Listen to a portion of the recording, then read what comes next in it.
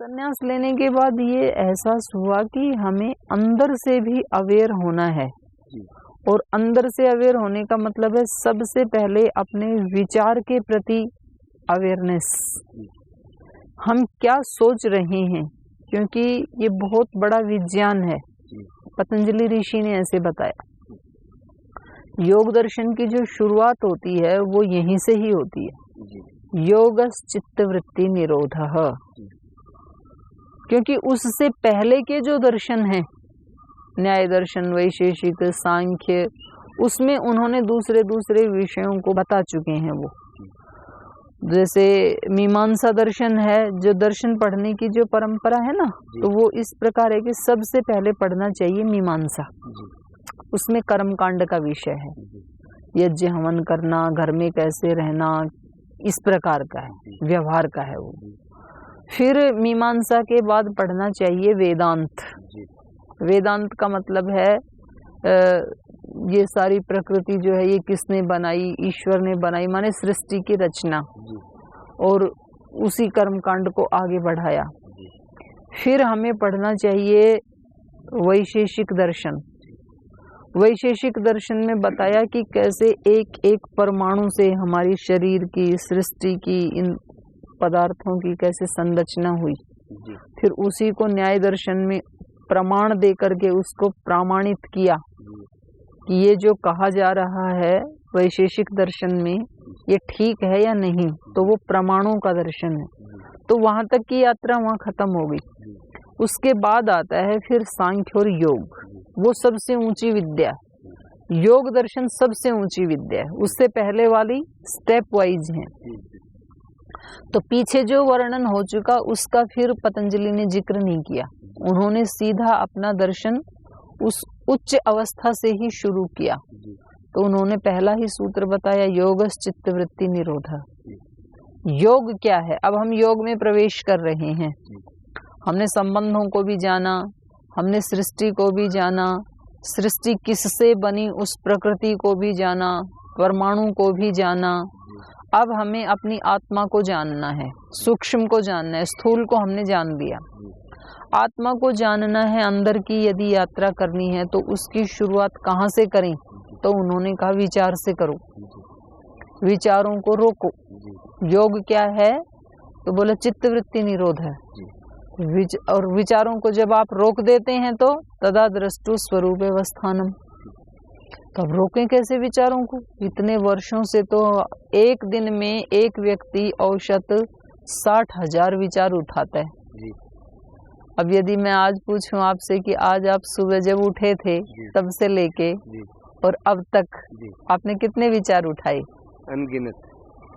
और वो कौन कौन से विचार थे, कुछ याद है? स्मरण करेंगे आप? हाँ, थोड़े बहुत याद कर सकते हैं। थोड़े बहुत कर सकते हैं।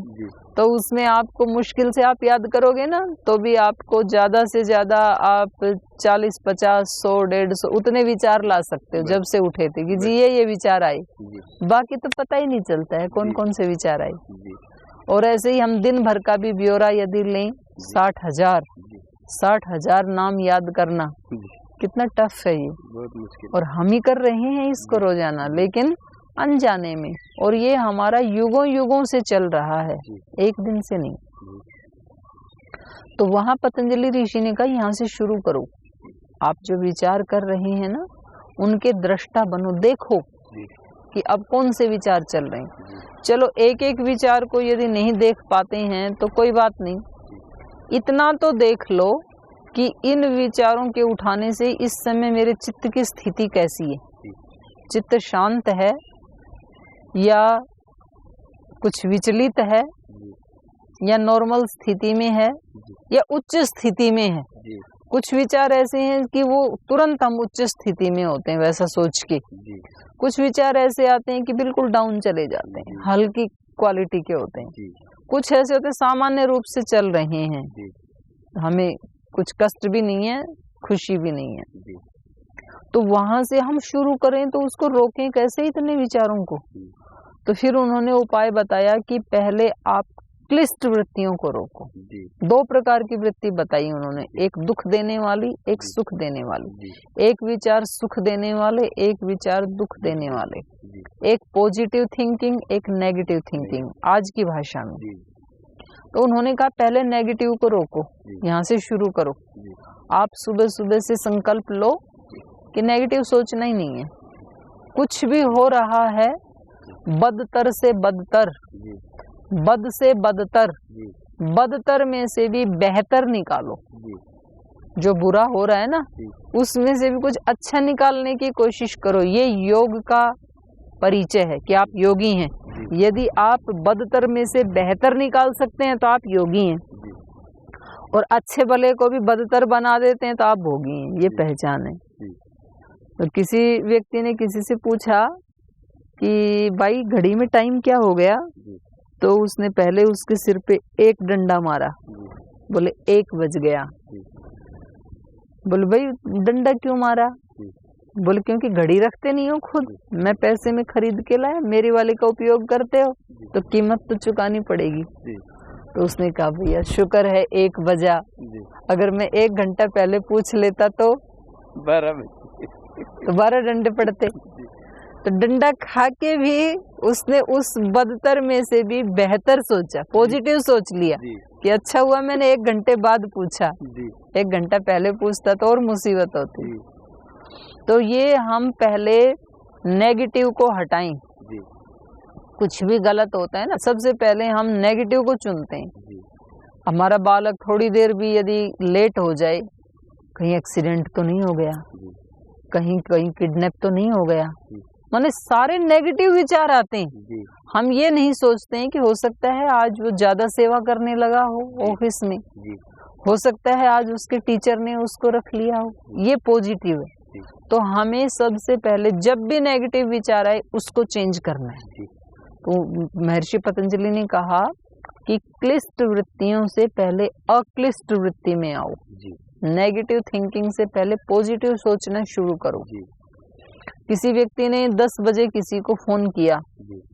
तो उसकी पत्नी ने बताया कि वो वॉशरूम में स्नान कर रहे हैं। जी। अब इस व्यक्ति के मन में विचार है इस समय स्नान कर रहे हैं, 10 बज गए। जी। तो तुरंत उसने अपने विचार को चेंज किया। जी। हो सकता है उसने सुबह सुबह स्नान किया हो 5 बजे, जी। और उसके बाद वो योग शिविर में गया हो, पसीने आए हों, फिर वो घर आते आते उसको 9 साढ़े 9 बज गए हों, तो दोबारा शायद स्नान कर रहा हो। ये पॉजिटिव थिंकिंग, पहले वाली नेगेटिव थी। तो ऐसे हमें अपने विचारों को पकड़ना है कि इस विचार को करने से मेरा चित्त दुखी हो रहा है। जब हम कहें कि क्या ये लोग हैं 10 बजे तक नहाते नहीं है, तो इससे मेरा चित्त प्रसन्न थोड़े हुआ, दुखी हुआ। जब मैंने कहा कि हो सकता है दोबारा नहा रहा हो, तो इससे मेरे चित्त को अच्छा लगा। तो हमें वो ही सोचना है जो हमारे चित्त को अच्छा लगे। इससे उनके ऊपर कोई एहसान नहीं है, ये हमारे लिए है। और फिर धीरे धीरे, जैसे कि हम थोड़ी देर पहले चर्चा कर रहे थे कि कुछ समय ऐसा भी निकालना चाहिए जब सब विचारों को रोक दिया मैंने, पॉजिटिव को भी रोक दिया, नेगेटिव को भी रोक दिया, निर्विचार। अब मैं अपने साथ हूँ, विचारों के साथ नहीं हूँ। मेरा अपना भी तो अस्तित्व है आत्मा का। अब मैं अपने स्वरूप में बैठा हुआ हूँ, मैं दृष्टा हूँ। मेरे चारों तरफ जो ध्वनियाँ आ रही हैं उसको भी मैं सुन रहा हूँ, मेरे चारों तरफ जो एक्टिविटी है उनको भी मैं देख रहा हूँ, लेकिन दृष्टा भाव से, उनके साथ इन्वॉल्व नहीं हूँ मैं। तो ये है उन अक्लिष्ट का भी निरोध कर देना। तो यहाँ से यात्रा शुरू होती है। तो जैसा हम विचार करते हैं और जैसा हम अपने अंदर भाव लाते हैं, वहाँ उन्होंने बताया विचार को रोकने के लिए अभ्यास वैराग्याभ्याम तन निरोध है। तो ये विचार को पहले ठीक करो अभ्यास से और वैराग्य से। वैराग्य का मतलब है जब कोई आपका बहुत नुकसान हो रहा हो, उस समय आप ये कह सकें कि चलो कोई बात नहीं, अब हो गया। तो ये आप तब कह सकेंगे जब आपको संसार की वस्तुओं से थोड़ा वैराग्य होगा। ये चीज नष्ट होने ही वाली थी। मान लो आप कोई बहुत सुंदर कोई पोट लेके आए कहीं से विदेश से, और यहाँ लाते ही आपके बसवन्ना ने तोड़ दिया उसको, आपके ड्राइवर ने तोड़ दिया उसको। तो अब आप ये सोचो कि जैसे टैबलेट्स भी तो एक्सपायर हो जाती हैं, आउट ऑफ डेट हो जाती हैं। जो चीज बनी है उसकी एक अवधि है ना, उसके बाद तो एक्सपायर हो जाती है। तो आप ये समझ लो कि वो पोर्ट जब से बना था आज उसकी एक्सपायरी डेट थी, एक्सपायर हो गए, ठीक है। तो ऐसा जब हम सोचेंगे तो ये है वैराग्य चीजों से। और नहीं आप कहीं वो तो मेरी जान था, वो पोर्ट क्या था, मैं वहां से सिंगापुर से लाया था, इतने पैसे में लाया था, किसी ने इतनी अच्छी गिफ्ट दी थी, ये है राग। कई लोगों को दिखाना था, शायद किसी को देना था। तो उन्होंने कहा अभ्यास है चित्त की स्थिरता का प्रयत्न करते रहना, और वैराग्य है कि चीजें नाश होने ही वाली हैं, कल होनी थी आज हो गई, कोई बात नहीं। तो ऐसे करते करते तो विचार को ठीक करो। और उसके बाद आता है भाव, हमारे भाव कैसे हों, क्योंकि भावों से ही प्रभाव पड़ता है। तो वहां उन्होंने कहा कि आपको 4 प्रकार के ही भाव रखने चाहिए, उसके अतिरिक्त 5वें प्रकार का भाव चित्त में नहीं होना चाहिए। तो भाव के लिए, इमोशंस के लिए उन्होंने बताया मैत्री करुणा मुदितोपेक्षाणाम सुख दुख पुण्य विषयाणाम भावनातः चित्त प्रसादनम। अपने चित्त को प्रसन्न रखना ये मेरी पहली जिम्मेदारी है। तो अपने चित्त को प्रसन्न रखने के लिए मुझे फिर 4 प्रकार की भावनाएं अपने चित्त में रखनी। मैत्री करुणा मुदितो, सुखी हैं उनके प्रति मैत्री, दुखी हैं उनके प्रति करुणा का भाव, जो बहुत पुण्य आत्मा है उनके प्रति मुदिता का भाव। मैत्री करुणा मुदिता माने हर्षित होना उनको देख के। और जो उल्टा पुल्टा कर रहे हैं, कबीरा तेरी झोपड़ी गलकटियन के पास, जो करेंगे सो भरेंगे, तू क्यों भया उदास। जो जैसा कर रहा है अपना अपना अकाउंट सबके साथ है, तो हम क्यों उदास हों। ऐसा सोच के उनसे नेग्लेक्ट, एक न्यूट्रल रहना। तो ये 4 ही प्रकार की भावनाएं हमें प्रयास पूर्वक उठानी चाहिए। आज के युग में भाई साहब इमोशनली व्यक्ति इतना वीक हो गया है कि वो अपने ही परिवार के प्रति जो है ना, वो कभी कभी दुर्भाव कर लेता है। अपने ही लोगों के प्रति जिनसे हम अत्यंत प्रीति करते हैं, जिनका हम कुशल क्षेम चाहते हैं, उन्हीं के प्रति दुर्भाव आ जाता है मन में। जैसे घर परिवार में एक महिला है, वो सबसे ज्यादा शादी होने के बाद प्रेम करती है अपने पति से, लेकिन जैसे ही वो देखती है कि मेरा पति मेरी सास के पास बैठा था, तो उसके मन में दुर्भाव आ जाता है और वो नेगेटिव एनर्जी पति को जा रही है। अब एक माँ सबसे ज्यादा प्रेम किससे करती है? अपने बेटे से करती है। अब उसने देखा कि बेटा शाम को आ गया था 5 बजे और चुपके से सीधा अंदर ही चला गया कमरे में, मेरे पास तक भी आया नहीं, और अभी 5 से 7 बज गए, 2 घंटे हो गए, अंदर ही बैठा है। तो वो कह रही है कि मैंने कितने कष्टों से इसको पाला था, ये आते सीधा ये महारानी के पास चला गया, बाहर ही नहीं निकल रहा है, ऐसा जमाना आ गया। वो मतलब 2 घंटे में पूरी नेगेटिव भावना उस बेटे को भेज रही है। अब ये दोनों महिलाएं सबसे ज्यादा जिससे प्रेम करती हैं, उसी व्यक्ति को नेगेटिव भावनाएं भेज रही हैं अनजाने में, क्योंकि हमारा जो इमोशनल पावर है वो इतना वीक है कि हम उसको सह ही नहीं पाते हैं जो हमारे मन के प्रतिकूल है। तो आजकल जो अच्छे स्कूल हैं, पहले बच्चों का IQ लेवल चेक किया जाता था कि बच्चे की बुद्धि कैसी है, इसका IQ लेवल कैसा है। आजकल अच्छे स्कूलों में EQ लेवल भी चेक करते हैं, इमोशनल क्वालिटी कितनी है इसकी, ये भावनात्मक। और हम भी यहाँ पतंजलि योगपीठ में पहले हम जो टेस्ट लेते हैं, सब जिलों में प्रांतों में जो टेस्ट होते हैं आचार्य कुलम के लिए बच्चों के लिए, तो उससे उनके IQ लेवल का पता चलता है कि बच्चे कितने इंटेलिजेंट। उसके बाद फिर हम 8 दिन का कैंप लगाते हैं पतंजलि में, और उस कैंप में दूर खड़े होके हम ये देखते हैं कि इस बच्चे का दूसरे बच्चों के साथ बिहेव कैसा है। जब दूसरे बच्चे इसको तंग करते हैं तो तब ये कितना सहनशील रह पाता है, ये नियमों का कितना पक्का है, माने उसकी इमोशंस कैसी कैसी होती हैं। जब उसको जल्दी उठने के लिए कहा जाता है तो कैसे रिएक्ट करता है।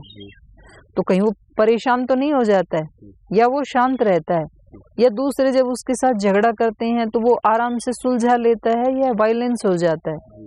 तो हम भी चेक करते हैं ऐसे, और सब जगह अच्छी जगह चेक करते हैं।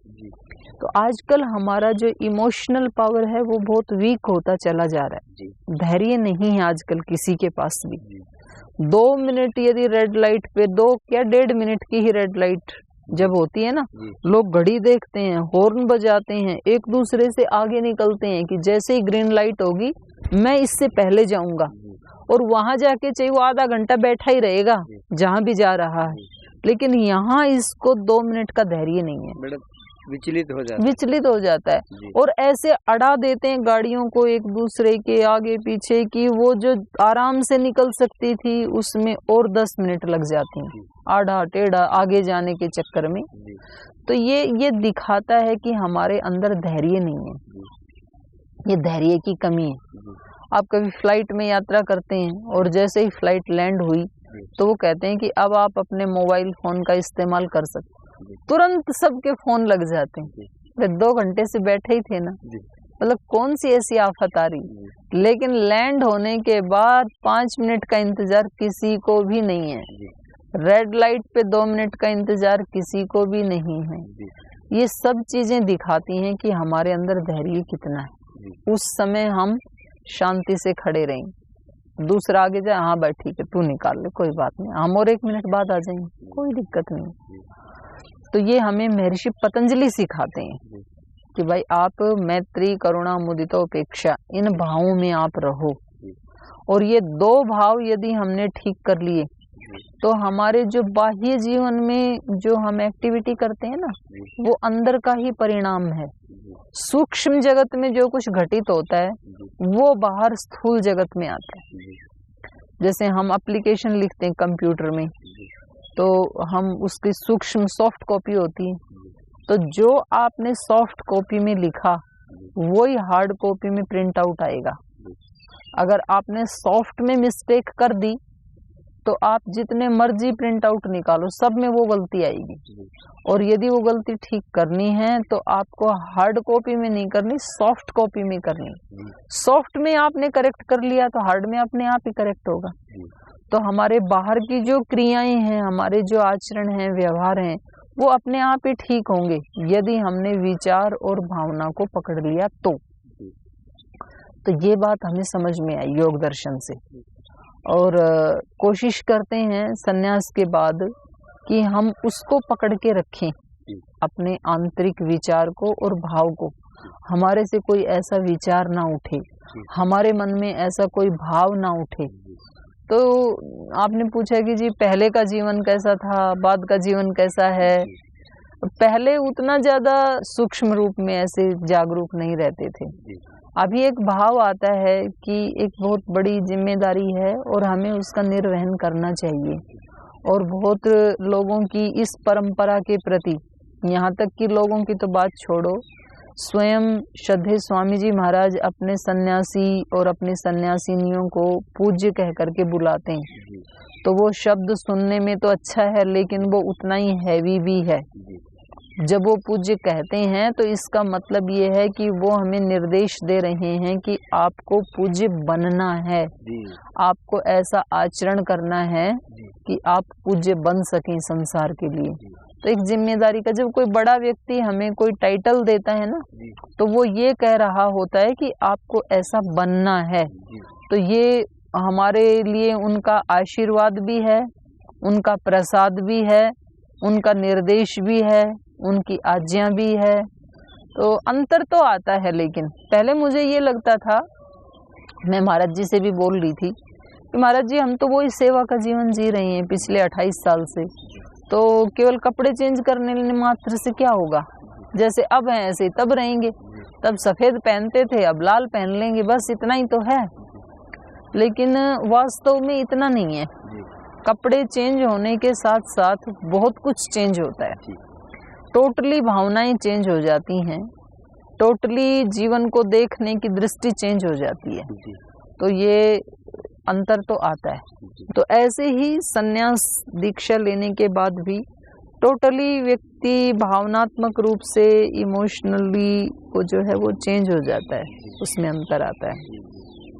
वो अपने साथ साथ मतलब एक पूरे संसार की भी मैं एक प्रतिनिधि हूँ, मेरे ऊपर वो जिम्मेदारी है। हाँ, मतलब मानवता का जो एक सर्वोत्कृष्ट जो पड़ाव है वो ये सन्यास है, क्योंकि सबकी दृष्टि, जैसे हम पहले भी चर्चा कर चुके हैं कि इस आश्रम में, सन्यास आश्रम में ना, चाहे आपके अंदर कितने भी दोष हैं, पर एक सन्यासी को आप पूर्ण देखना चाहते हैं।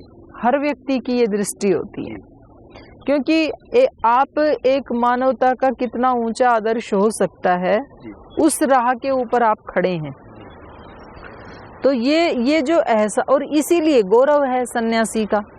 तो भले ही कितना भी वक्त आज नीचे गया है, तो भी आज भी भारत में जो आम लोग हैं वो इन कपड़ों का सम्मान करते हैं। यद्यपि इन कपड़ों का काफी अपमान भी हुआ है, कुछ लोगों ने किया है, लेकिन तो भी हम भारतीयों के जीन्स में जो चीजें हैं, एक सन्यास परंपरा के प्रति जो सम्मान की भावना, वो आज भी बरकरार है। और हमारी जिम्मेदारी है कि हम उसको और ज्यादा, उस विश्वास को, श्रद्धा को बढ़ाने में अपना योगदान दें। और अभी तो मुझे लगता है कि केवल जिनको अविवाहित रहना है, या जिनको केवल आध्यात्मिक कार्य के लिए जिन्होंने अपना जीवन समर्पित किया है, केवल मात्र वो ही व्यक्ति सन्यास ना लें, बल्कि गृहस्थियों से भी एक ये परंपरा शुरू होनी चाहिए। और मुझे लगता है कि हम महाराज जी से निवेदन करेंगे, ये शुरुआत भी वो कर सकते हैं, क्योंकि आज हमारे संगठन में करोड़ों कार्यकर्ता जुड़े हैं, और कुछ कार्यकर्ता ऐसे हैं कि जिन्होंने अपना पूरा जीवन ही सेवा के लिए अभी लगाया हुआ है। वो नाम मात्र के लिए घर में खाने के लिए या सोने के लिए जाते हैं, बाकी तो वो 16-18 घंटे सेवा ही करते हैं, और वो एक बहुत पवित्र और एक प्रामाणिक जीवन जी रहे हैं सेवा का। तो उन लोगों को यदि सन्यास में दीक्षित करेंगे तो उससे समाज को भी एक दिशा मिलेगी, और उन आत्माओं का भी और ज्यादा उत्कर्ष होगा।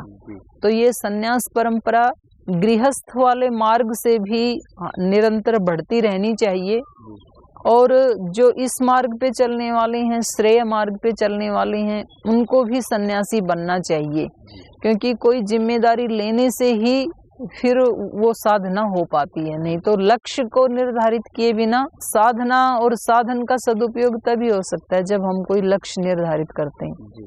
तो जो महर्षि दयानंद की जो पंक्ति है कि इस संसार का, समाज का बहुत बड़ा उपकार एक सन्यासी कर सकता है, तो उसको सामने रख करके हमें ये परंपरा, आज कितने लोग गृहस्थी बन रहे हैं और वो उसकी ऊंचाई को, उसकी गरिमा को समझ भी नहीं पाते हैं। तो हमें चारों ही वर्ण आश्रमों को यदि ठीक करना है, तो हमें सबसे पहले ब्रह्मचर्य और सन्यास आश्रम को बहुत गौरव देना चाहिए।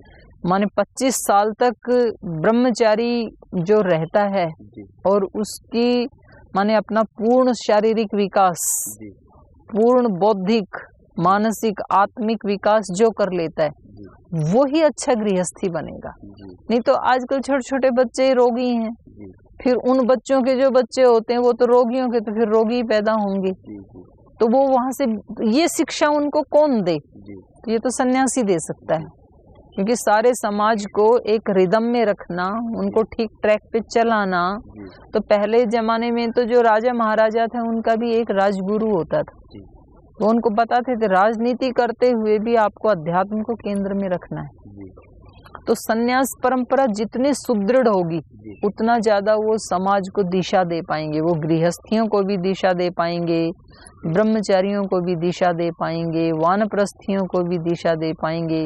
तो एक जलता हुआ दीपक तो फिर सबको जला सकता है, लेकिन खुद ही बुझा हुआ है तो ये जो चौथा आश्रम है, वर्ण आश्रम, यद्यपि तीनों ही आश्रम अपने अपने स्थान पे बहुत बड़े हैं, बहुत महत्वपूर्ण है, लेकिन सबसे उत्कृष्ट आश्रम यदि कोई है तो वो सन्यास आश्रम है।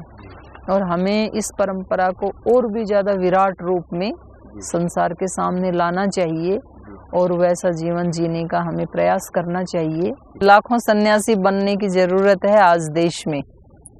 संगठन से भी आए और सदैव स्वामी जी महाराज आह्वान कर रहे हैं। तो जो ऐसी आत्माएं हैं, सात्विक आत्माएं हैं, उनको आना चाहिए, घर से बाहर निकलना चाहिए। हमने तो जब घर से बाहर निकले, कदम उठाया, तो हमारे सामने तो कोई था नहीं कि हम उसको देख के आए।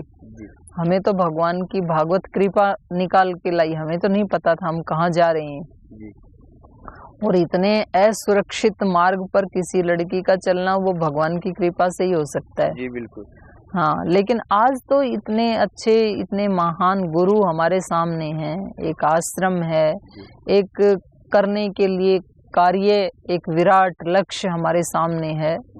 तो आपकी चर्चा के माध्यम से मैं देश के भाई बहनों से भी आह्वान करना चाहूंगी कि उनको आना चाहिए इस मार्ग पे, जो भी सात्विक आत्माएं हैं। और डरने की आवश्यकता नहीं है कि पता नहीं क्या छूट जाएगा यदि हमने संन्यास लिया तो। यहाँ छूटता कुछ भी नहीं है, छूटता वही है जो छूटने योग्य था और मिलता वही है जो मिलने योग्य था। तो कचरा तो छूटना ही चाहिए, वो छूटने के लिए ही होता है।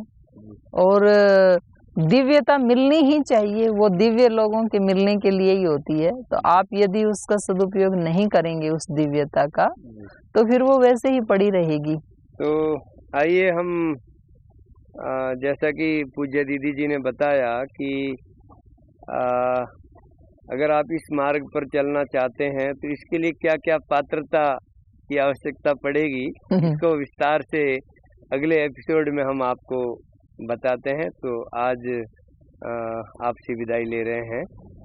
तो